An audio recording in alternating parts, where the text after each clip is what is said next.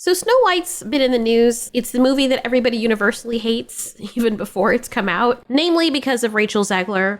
And apparently, the latest news is that Disney is apparently canceling the UK premiere, and what articles are saying is that it's to avoid anti-woke backlash to the controversial adaptation.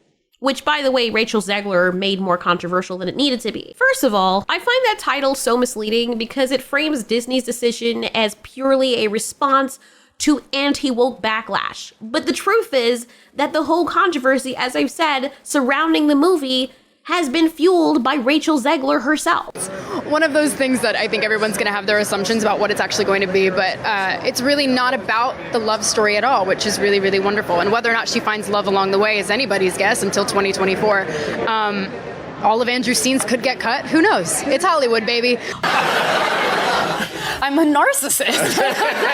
I mean, she's repeatedly dismissed the original film. She's very condescending. She has a genuinely narcissistic attitude, and I'm glad she at least admitted it. So yeah, her being the face of this movie did not bode well for Disney at all. She also made very unhinged comments on her Instagram, alienating half the country whether you agree with her politics or not. Also, why is this actress who's supposed to be helping to market this movie trying to divide people and talking about politics? So many are guessing that Disney likely scrapped the UK premiere to minimize further damage. I mean, let's be honest, even if she wasn't in the picture, I don't think there would be any saving this movie, but she just made it 1,000 times worse by simply opening up her big ass mouth. Most of the normal people, though, are not on the anti-woke train. They don't hate diversity or progressivism. They just are not feeling her and the way that she's treated the franchise that she claims that she's representing, and then later she backpedals, which makes it very obvious that her publicist or someone told her, hey, you gotta pretend to like the film, okay?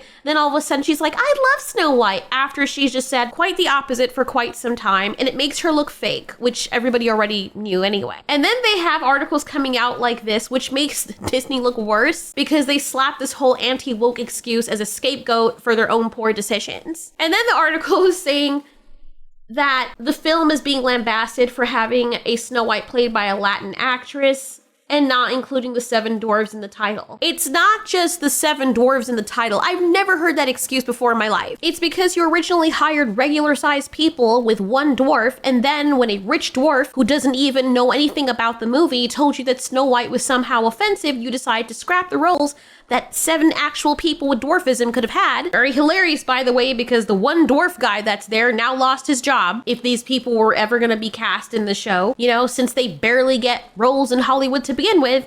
And you gave the movie 7 horror-themed monstrosities that makes this film, if you want to call it that, look more like a Tim Burton one than a Disney one. In this part of the article, it says an insider told the Mail Disney are already anticipating an anti-woke backlash against Snow White and have reduced the media schedule to just a handful of tightly controlled press events.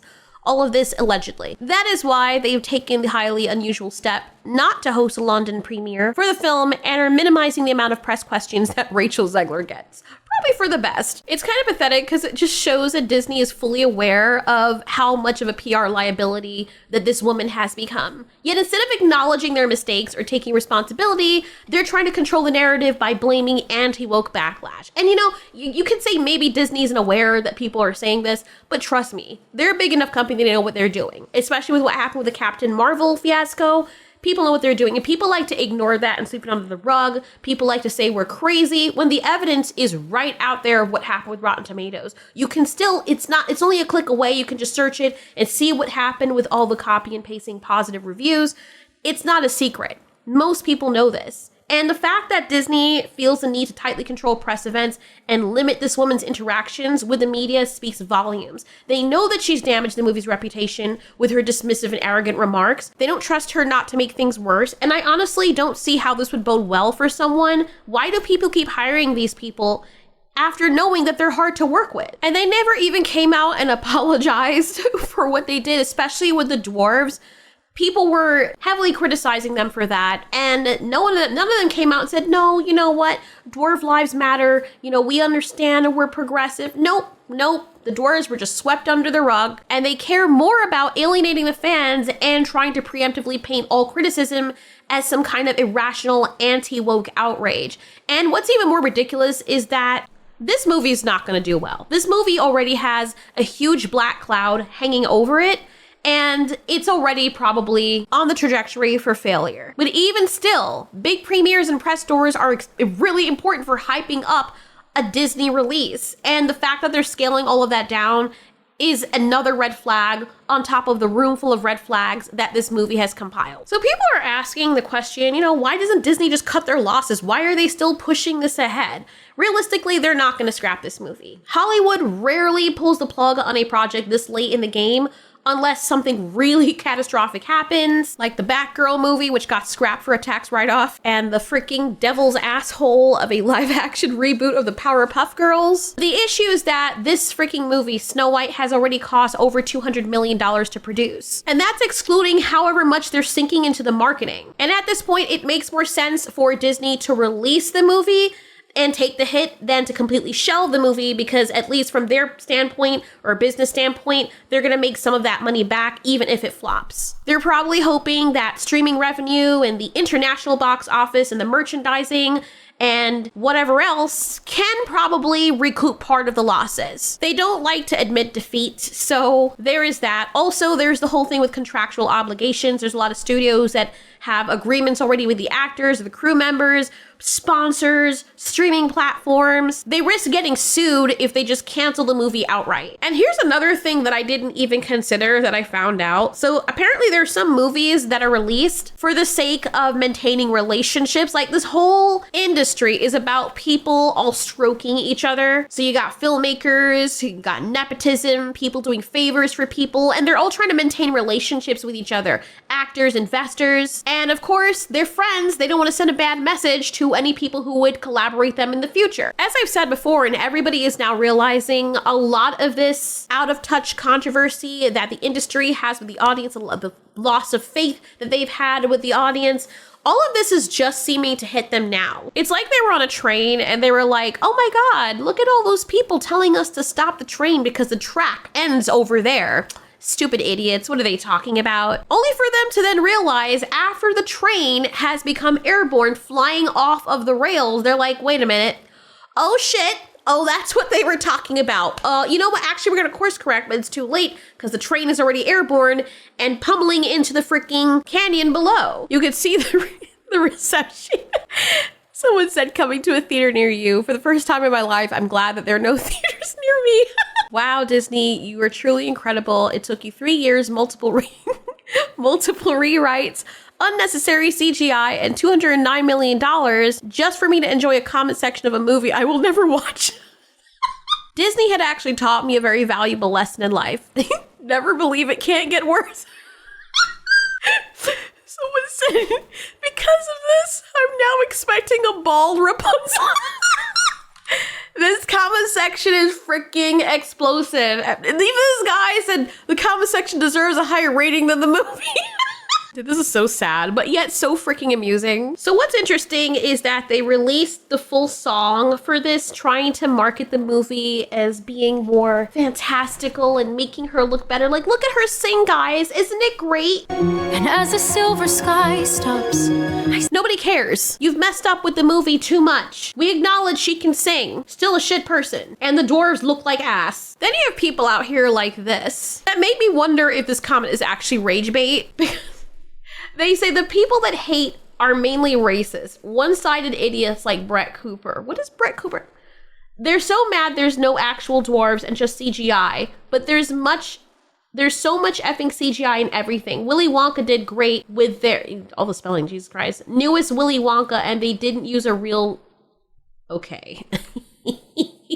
Dwarf. Like, if you're so mad you can't even type or you don't know how to speak or read, whatever, if you're gonna do all of this, at least make yourself look better. But anyway, bro, there's like chatbots out there that can fix your grammar for you. Anyway, they continue by saying, I think this movie looks badass and her voice is beautiful, just like it was in the Hunger Games. So what if they change a few things here or there? It's a fake fairy tale story that can be just as good without it being whitewashed. No white person has pitch black hair anyways. No, this person is trolling. They have to be trolling, bro. What is this?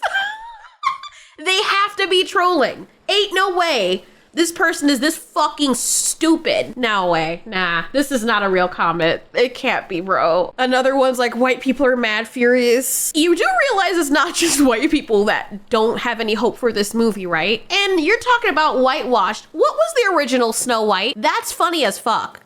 Man, you people are ignorant. You need to freaking read before you make comments. But just in case the person wasn't joking or trolling or trying to rage bait or whatever, I'm going to address the comment anyway. The entire argument about CGI is very freaking ignorant. They're acting like people are mad about the use of CGI in general, when the actual issue is that 7 real actors with dwarfism were denied jobs because Disney caved to a rich celebrity's complaint, Peter Dinklage, saying, well, everything has CGI anyway, you know, it is what it is, and it's better than to be offensive towards dwarves, while also denying them the ability to play in a role, a kind of role that they don't often get in Hollywood. You hardly ever see dwarves in Hollywood. Talk about representation. Where's representation for that? Instead, they were like, you know what? We don't want to offend anyone. So instead of giving these dwarves these actual jobs, let's just make whatever the hell these things are, the freaking dwarves. What's funny, and I don't actually know this, but it would be hilarious because you know how Hollywood nowadays is like,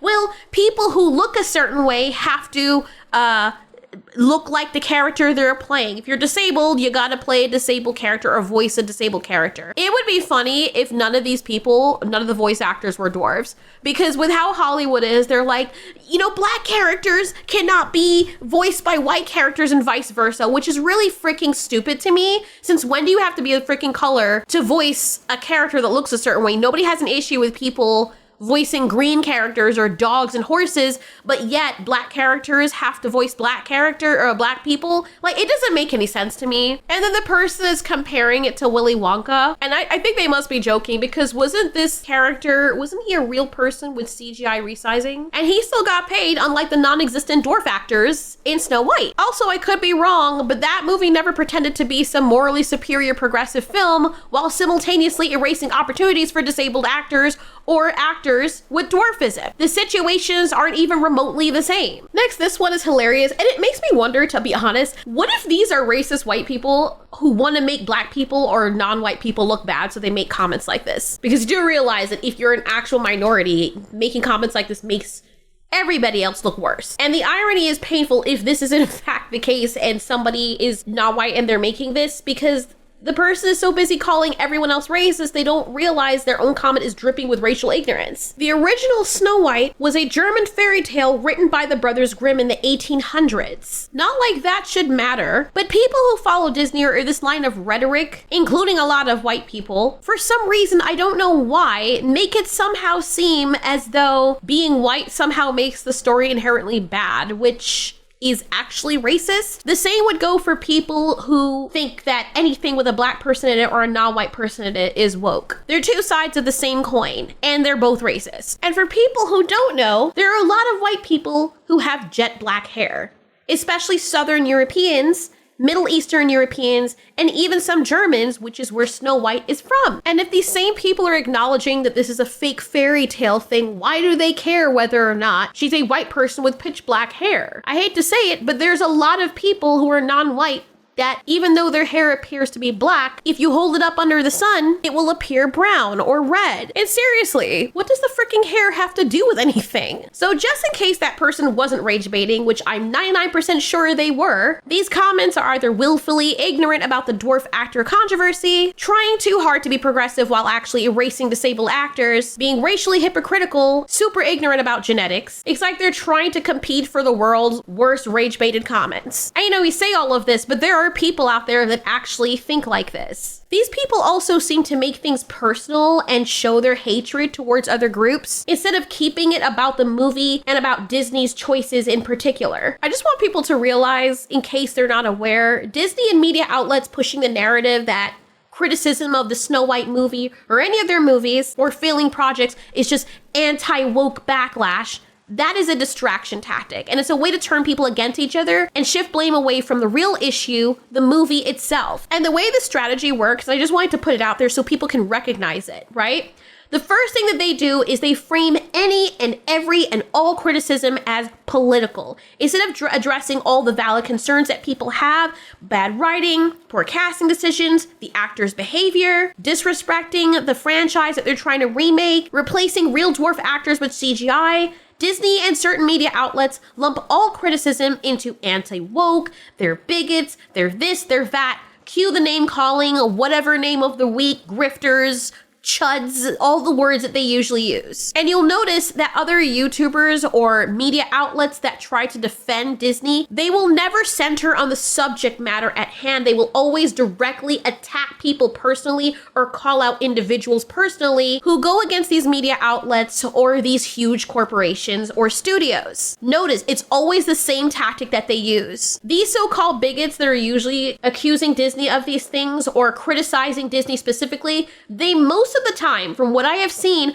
don't call out people who personally like Disney or that like the remakes. They don't call those people out. They're like, okay, these people like what they like. Disney's an asshole. But the people who are shilling hard for these corporations will specifically call people out that hate it and say this specific group of people, this color of people, this commentary person, and then try to discredit that specific person as a means to fight the criticism. Honestly, that is what ends up fueling the culture war issue rather than an artistic or business discussion. It's not people even criticizing the studios, it's the studios trying to turn people against each other and the people also shilling for the studios or trying to bend over backwards to make everybody else look bad and making it personal. That is what's fueling that. And I guess they figure that if people can be convinced that only bigots or anti-progressive people dislike the film, then Disney never has to answer for why the movie looks freaking terrible. And it just makes people fight each other instead of holding Disney accountable or any other studio.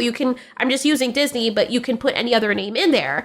And they're labeling all the backlash as anti-woke this, anti-woke that. Disney and the media pit people against each other. The news does it. The media is really, really good at that. And one of the things I loved about the Wicked movie is how it perfectly illustrates how those in power manipulate public perception to control the narrative. Even when the person they're targeting, which was Alphabet in this case, is completely innocent. She was going up against the machine. She dared to criticize them and stand up to them. And in the end, the wizard and Madam, whatever her name was, spin lies about Alphabet to turn the people of Oz against her, painting her as the villain, when in reality, she was the only one fighting against the corruption and injustice and calling them out. And since they couldn't control her, what did they do? They destroyed her reputation instead, and they used the public's emotions against them. They hijacked the public, and this is exactly what the media and Disney and other people that take their side is doing. You see this throughout real life, right? And whether it's other corporations, like I said, politicians even, if a person or a movement cannot be controlled, the people in power always discredit them first. Always. These people are extremely unhinged emotionally. And the people who are unhinged emotionally usually ruin reputations of people. That's why they usually say, oh, women are super emotional. So what they do, they don't fight physically. I mean, they do sometimes, but the thing that they use mostly is poison and reputation damaging. I'm a woman, so I know. I'm not saying I poison anyone or try to damage people's reputation, but I've seen other women do it. Women do it to other women. Women do it to men. What do they do when a man doesn't move the way they want and they're not a good person? What do they do? Oh, he took advantage of me. He did this. Oh, look what he did to me. I've seen video upon video. I've seen it in my real life. People that I've known, guys that I've known, seen it in 4K. Women doing this. Oh, well, they're not going to believe you. Oh, and she's sitting there hitting herself. And the guy's like, what the fuck are you doing? And he's like, what? He's shocked. Everybody's shocked looking at her. Oh, well, they're not going to believe you. And even the cops, I've said the story already, but even the cops told my friend Mike, they were like, bro, I believe you that you didn't hit her. Unfortunately, the court's not going to see it that way. It's just, it is what it is. And the cops knew, and they still arrested him. Oh my God, I will never, and I'm just sitting there like, what? Okay, dude. And honestly, it's really disgusting. Instead of taking responsibility for bad creative choices and you're acknowledging the backlash or the fans being unhappy, Disney, think about this for a second, a massive corporate entity is trying to paint all criticism as anti-woke hate. The people that have issue with this, oh, look at them. Look at these little freaking peasants. How dare they criticize us? This is misinformation. This is misinformation, it's divisive, and it's honestly really disgusting. All this is stroking each other's freaking proverbial peens, and it is corporate gaslighting. If we're all fighting each other, we're not gonna realize that Disney's the one instigating it, cutting their tail and running and laughing at us while we fight over shit that they started, just so they don't have to take any responsibility for them not being as creative as they used to be. Isn't it great? So I am on like Snow White TikTok of the girl doing the live action Snow White, chatting it up about how much she hates the movie. Now bear with me here because I hope what I'm about to say like makes sense. And doesn't, I just hope I say correct words. There are feminists that go so far into their feminism, they almost come all the way around into being like misogynist. What I mean by that, there are traits that are inherently stereotypically women things, girl things. Not that every girl needs to do these, but a lot of women do find joy in being soft and being loving and wanting true love and wanting to be like swept up by Prince. You know, girls are planning their weddings since they're little kids, and they want to like cook and be soft and be gentle and be like that.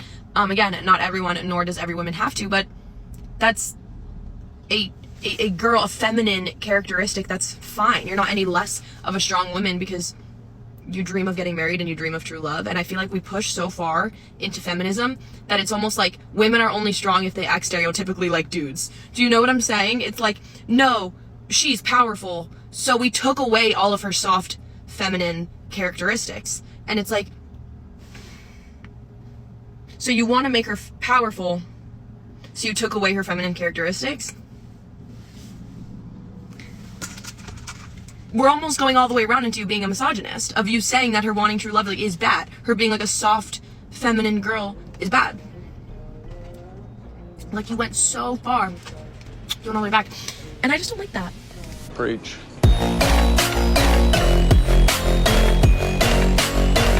According to Screen Rant, the early box office projections are in, and it's not looking good for Disney. It's projected to make about $63 to $70 million during its opening weekend. Again, they said the same thing about Mufasa, but that ended up making about $38 million against Sonic 3's 60-something million. Apparently, in order to break even, they need to make more than Mufasa did.